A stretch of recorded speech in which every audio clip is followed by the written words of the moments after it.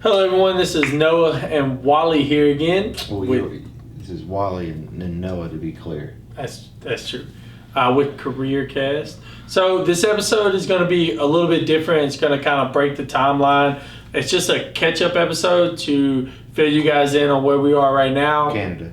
Which is Canada. It is Canada. That's Canada Dry. We're not at the Canada Dry Bottling Company. We're in Canada drinking Canada Dry. That's true. But with this episode, we're just going to fill you guys in on traveling, specifically traveling with COVID, because we don't have COVID. We do not traveling while COVID is a thing. We don't have it. Yeah. So don't travel with COVID. It has definitely been an experience. Yeah, do not travel with COVID. It's definitely been a crazy experience the last 24 hours. The last 12 hours. Last 6 hours. It's just the end of it. So the first thing that right off the bat is masks are required in almost every airport and on every flight that we have been on. If you don't think it helps, don't worry about it. They're gonna make you wear it. Yeah, some flights give you masks. Yeah, we got a little care package from Air Canada when we got on the plane. It comes with a mask so that you can have another mask. If yours is already soiled from the last trip or whatever, you're doing connections and stuff. But yeah, bring a mask. We have cloth masks, I think. Mine's up there. Yeah, they're way over there. So you can wear a cloth mask, you can wear a disposable mask. Just wear a mask. So another thing that's a little different is flight attendants in most places don't just automatically start bringing drinks if you ask for it.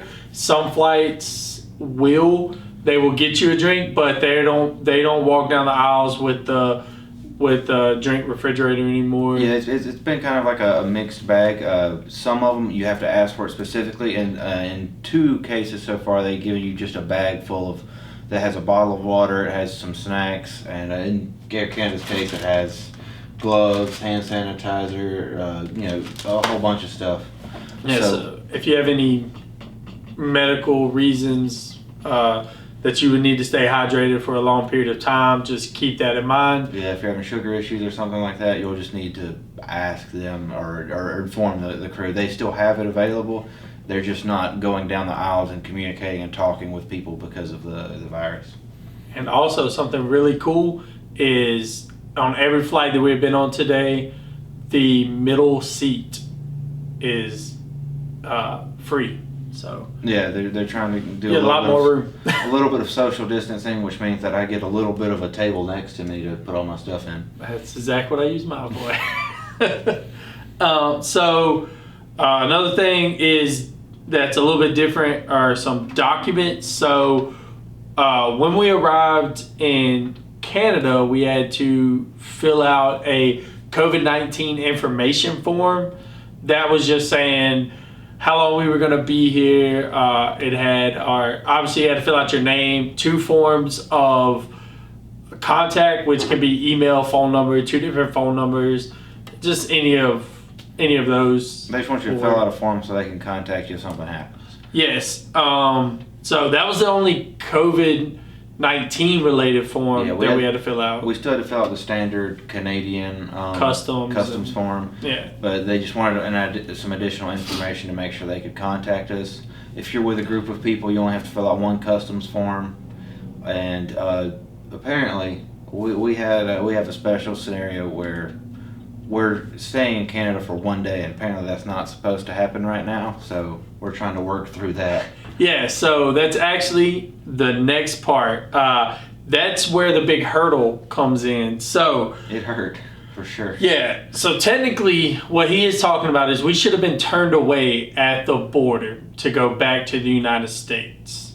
The reason why is because in Canada, you cannot take 2 domestic flights and then leave to go, or you can't take 2 domestic flights anywhere in Canada. Mm-hmm. That is a way that they are preventing the spread of COVID-19. So what that means is for our itinerary, we went from Texas to Chicago, and now we are in Toronto.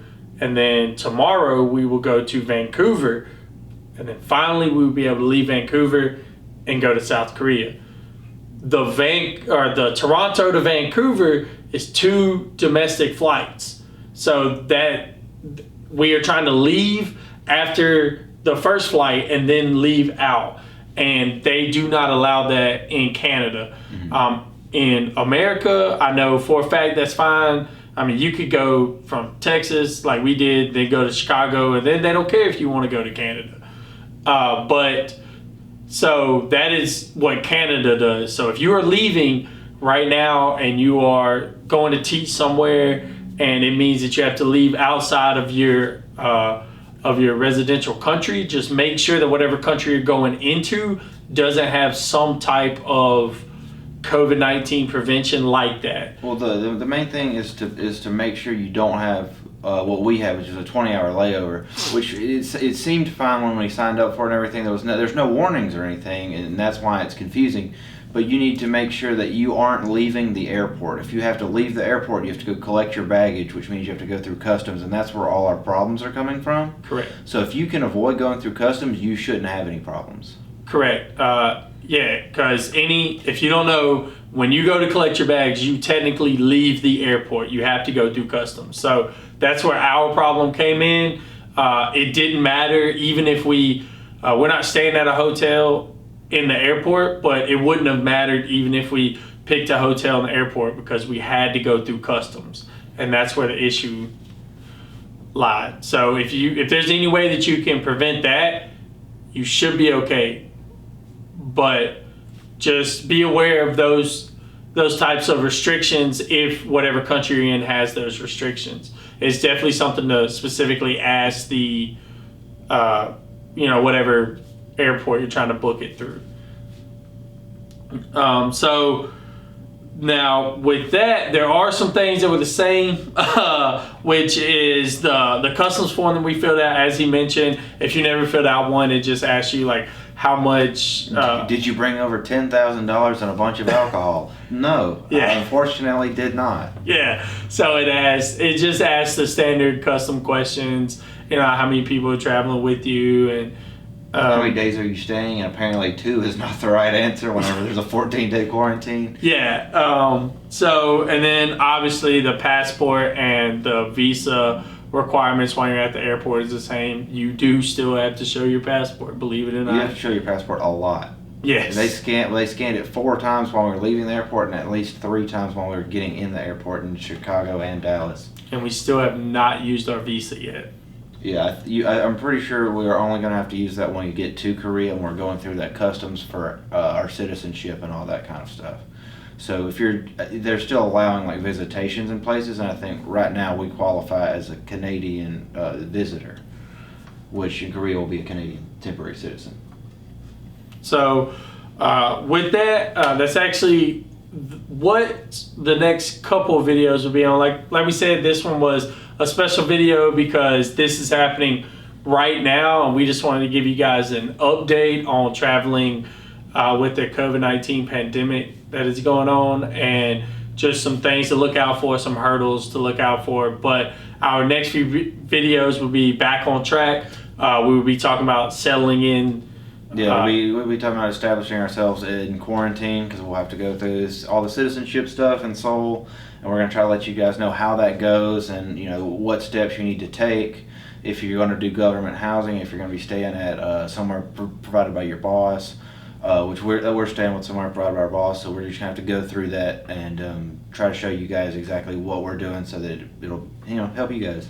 So it will be more COVID-19 planning that will be happening, because like he said with the housing, but also it will be back on track with you would need these forms and these forms regardless if there was a pandemic or not. So yeah. I'm gonna go grab me a turkey sandwich, and thank you guys for coming in, and maybe get another Canada dry. Yeah, you keep feeling like Canadian. It's not Canadian. I don't know why I do that.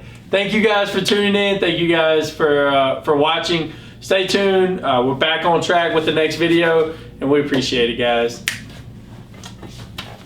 I'd say if we went over 30 minutes, we probably did.